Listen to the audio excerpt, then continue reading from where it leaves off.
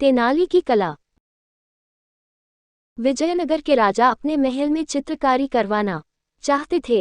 इस काम के लिए उन्होंने एक चित्रकार को नियुक्त किया। चित्रों को जिसने देखा सबने बहुत सराहा, पर तेनालीराम को कुछ शंका थी।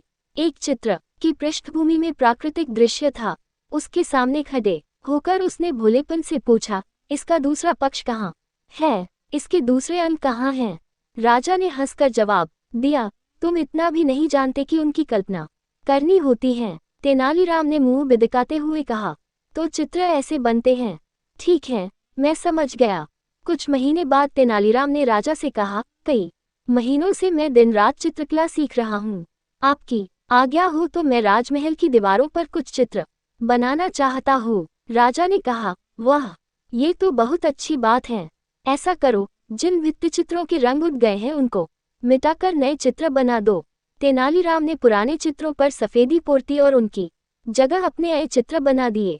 उसने एक पाँव यहाँ बनाया, एक आंख वहाँ बनाए और एक अंगुली कहीं, और शरीर के भिन्न भिन्न अंगों के चित्रों से उसने दीवारों को भर दिया। चित्रकारी के बाद राजा को उसकी कला देखने के लिए निमंत्रित किया।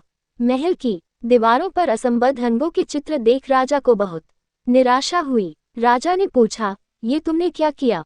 तस्वीरें कहाँ हैं? तेनालीराम ने कहा, चित्रों में बाकी चीजों की कल्पना करनी पड़ती है। आपने मेरा सबसे अच्छा चित्र तो अभी देखा ही नहीं। ये कहकर वह राजा को एक खाली दीवार के पास ले गया जिस पर कुछ एक हरी पीली लकीरें बनी थी। यह क्या है? राजा ने चिढ़कर पूछा। ये घास खाती गाय का चित्र है। लेकिन गाय कहाँ है? राजा ने पूछा। गाय घास खाकर अपने बाड़े में चली गई। ये कल्पना कर लीजिए, हो गया न चित्र पूरा। राजा उसकी बात सुनकर समझ गया वह क्या आज तेनालीराम ने उस दिन की बात का जवाब दिया है।